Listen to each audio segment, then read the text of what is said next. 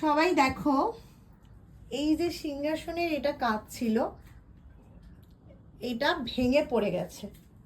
এর আগেও একবার পড়তে পড়তে ধরে নিয়েছিলাম, বাট এবার পুরো পড়ে গেছে। ঘরে মায়া অ্যান্ড পাবলো ছিল, পুরো কাজ কাজ।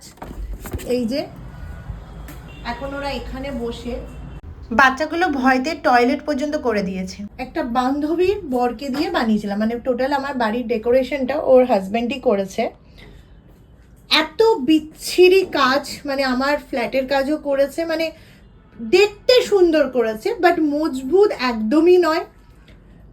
এর ছাদটাও ওরকম করেছে যেটা এখনো জল ঢোকে। ইভেন আমি বলতেও গিয়েছিলাম, তখন তার ওয়াইফ তখন মানে বলে না, নিজের লোককে দিয়ে কোনোদিন কাজ করাতে নেই।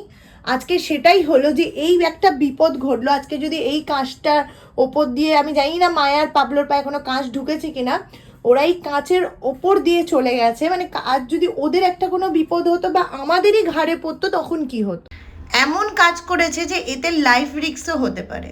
ফোন করে অনেকবার বলেছিলাম, তখন তার ওয়াইফ, মানে আমারই একটা সময় বান্ধবী ছিল, সে আমার সাথে ঝগড়া লিটারেলি করেছে। বলেছে কি প্রমাণ আছে, আমরা করেছি, আমরা কাজ করে বেরিয়ে গেছি, কি হবে না হবে সেই দায়িত্ব নয়। এবার এরকম একটা বাজেভাবে রিস্ক নিয়ে যে কাজগুলো করেছে, কাল যদি কিছু হয় সেই দায়টা তো তারই থাকবে না।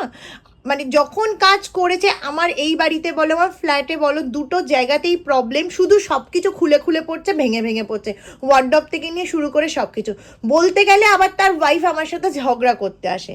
মানে কতটা বিচ্ছিরি কাজ করে। তার ওয়াইফ নাকি একটা বিখ্যাত ব্রাইডাল আর্টিস্ট, জানি না, হয়তো লোক ঠকিয়েই খায়। ব্রাইডালও যারা করে, যাদের করে হয়তো তাদেরকে হয়তো ঠিকঠাক করে না, মানে লোক ঠকিয়ে খাওয়াটাই কাজ হয়ে গেল। মানে সিরিয়াসলি বলছি, এটা কোনো কাজ হলো? এর আগেও আমি বলেছি কোনোদিন গিরার জোগান, ইভেন আমি জানি না ছাদেও কোনোদিন কোনো প্রবলেম হবে কিনা, কারণ অলরেডি ছাদ থেকে জল ঢোকে। মানে এগুলো এখন সম্পূর্ণ আমাদের ঘাড়ে এসে গেছে। এই জন্য নিজের লোককে দিয়ে কখনো জীবনে কোনো কিছু করাতে নেই। জীবনে সব থেকে বড় ভুল করেছি, আবার বড় বড় কথা বলে তার বউ।